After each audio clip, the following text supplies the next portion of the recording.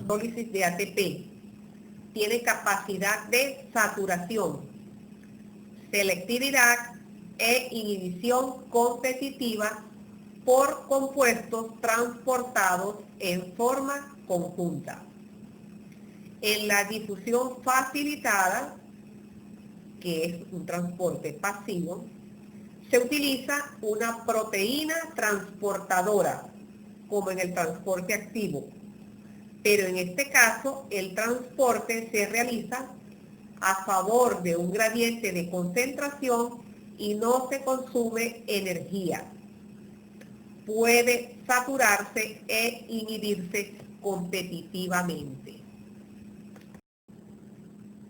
En el cotransporte o transporte activo secundario se extrae la energía de un potencial electroquímico creado por bombas de iones que transportan los iones hacia el interior o exterior de la célula. Estos transportadores permiten que un ion se mueva a favor de su potencial electroquímico, pero arrastra consigo a otra sustancia contra su gradiente de concentración. El movimiento de un ion desde donde se encuentra más concentrado hacia el sitio de menor concentración aumenta la entropía y puede ser utilizado como fuente de energía. Antiporte, dos iones son transportados en direcciones opuestas a través de la membrana. Sin porte, ambas moléculas son transportadas en la misma dirección. Y uniport es transportada una molécula en una sola dirección. Como ejemplo de simport tenemos la proteína de sodio y glucosa, las cuales transportan una molécula de glucosa hacia el interior de la célula, mientras que simultáneamente transporta dos iones sodio hacia el interior de la célula. La bomba sodio-potasio realiza un transporte bombeando ion sodio hacia afuera de la célula y al mismo tiempo bombea iones de potasio hacia el interior celular. Las macromoléculas se transportan mediante exocitosis o endocitosis. En la exocitosis, las vesículas intracelulares se fusionan con la membrana expulsando su contenido al exterior. En la endocitosis, la célula introduce moléculas o partículas en el interior y se produce una invaginación de la membrana. En la endocitosis se forma una invaginación pequeña en la pinocitosis y grande en la fagocitosis, que engloba las macromoléculas del exterior de la membrana. Estas invaginaciones se rompen en el interior de la célula, formando vesículas que contienen las macromoléculas.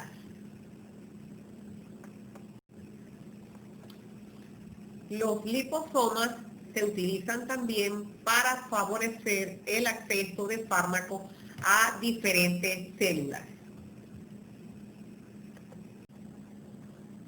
Factores que determinan el paso de drogas a los tejidos. Características físico-químicas del fármaco. Comprenden el peso molecular que condiciona el tamaño de la molécula. Mientras menor sea este, más fácil va a atravesar las membranas. La liposolubilidad. Los fármacos liposolubles atraviesan fácilmente las membranas. Y el carácter ácido o alcalino, que junto con su pK condicionan el grado de ionización del fármaco. Aquellos fármacos no ionizados son los que atraviesan fácilmente las barreras. Unión a proteínas plasmáticas. Aquellos fármacos unidos a proteínas plasmáticas van a ser de mayor tamaño. Eso va a dificultar su paso a través de las diversas barreras, por lo que fármacos no unidos a proteínas plasmáticas van a difundir fácilmente. Aquellas zonas donde existe un mayor riego sanguíneo va a facilitar el pasaje de los fármacos en las diversas membranas. Y la de la naturaleza y composición de las membranas hablaremos más adelante. La forma no protonada, como ya hemos dicho, la mayoría de los fármacos son electrolitos débiles que están más o menos ionizados dependiendo de su pK, es decir, del logaritmo negativo de la constante de ionización de un ácido y del pH del medio, según la fórmula de Henderson-Hasselbalch. Ya este es conocido por ustedes porque lo vieron en Morfo 1. Tenemos entonces que pH es igual al pKa más el logaritmo de la forma no protonada sobre las protonadas. Teniendo en cuenta esto, tenemos acá la fórmula para los fármacos ácidos. pH es igual a pK más el logaritmo de la forma, las no protonadas en el ácido. Las no protonadas en el ácido son las que no atraviesan las membranas. Recuerden, vuelvan a la lámina anterior, ¿sí? Entonces, las no protonadas son las que no atraviesan las membranas. Si no atraviesan las membranas, entonces son las formas ionizadas. Y las protonadas, que es la que atraviesa la membrana, es la forma no ionizada. Entonces, si tenemos pH igual a pK más el logaritmo de la forma ionizada sobre la forma no ionizada. Lo contrario va a ocurrir en las bases. Tenemos entonces que en los fármacos que son bases, el pH es igual a pK más el logaritmo de la forma no protonada en la base. La forma no protonada en la base es la que atraviesa la membrana. Entonces la forma no ionizada, recuerden que las formas no ionizadas son las que atraviesan las membranas. Sobre las protonadas, en este caso, entonces las protonadas es la que no atraviesan las membranas, son las formas ionizadas. Entonces la forma no ionizada es la que difunde libremente. Cuando la membrana separa dos medios con distintos pH, se va a producir una acumulación del fármaco en el lado en que haya mayor grado de ionización. Los fármacos básicos en el medio ácido y los ácidos en el medio básico. Esto es lo que denominamos entonces atrapamiento iónico. Tenemos que un fármaco ácido se va a absorber mejor, va a atravesar mejor la membrana en un medio ácido. Y el fármaco básico va a atravesar mejor las membranas en un medio básico. Ahora, bueno, acá nos corresponde hacer el ejercicio, pero aquí va a ser un poquito complicado. Vamos a ver cómo lo arreglamos para la próxima diapositiva. Tenemos un fármaco base débil con un pK de 6, es administrado por vía oral.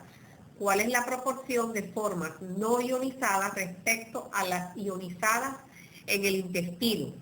pH igual 4, el pH en el intestino. Tenemos entonces la fórmula para las bases.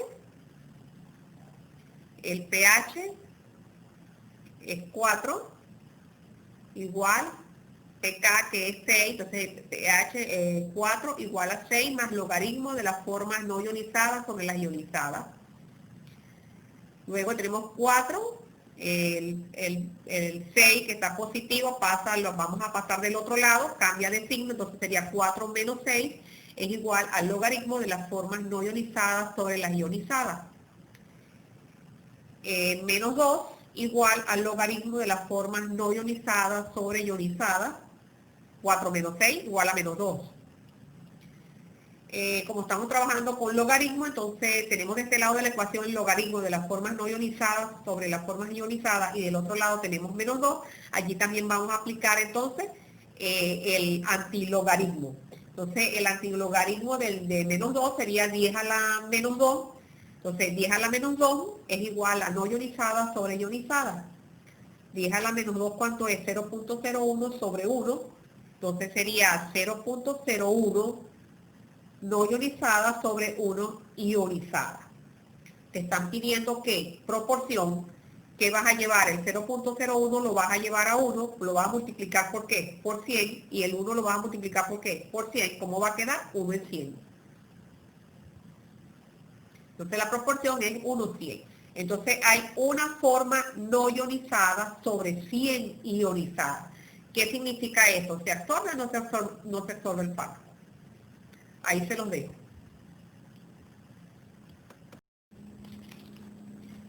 La barrera hematoencefálica está formada por estructuras que dificultan notablemente el paso de las sustancias desde los capilares hacia el sistema nervioso central.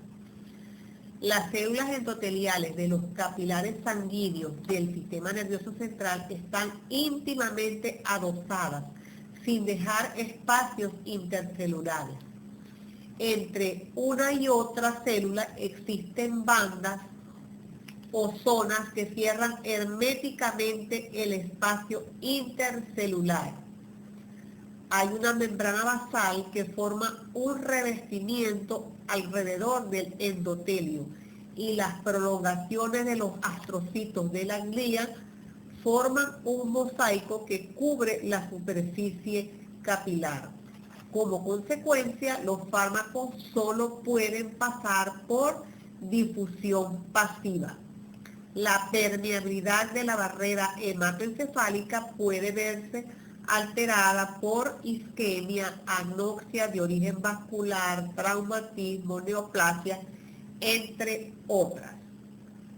Normalmente, pues no hay paso hacia la barrera hematoencefálica. Los fármacos no atraviesan fácilmente esta barrera, pero hay situaciones, por ejemplo, procesos también inflamatorios. Imagínense un paciente con una meningitis, se inflaman las meninges, aumenta la permeabilidad de los fármacos y en este caso, pues el tratamiento que se administra puede difundir fácilmente al sistema nervioso central.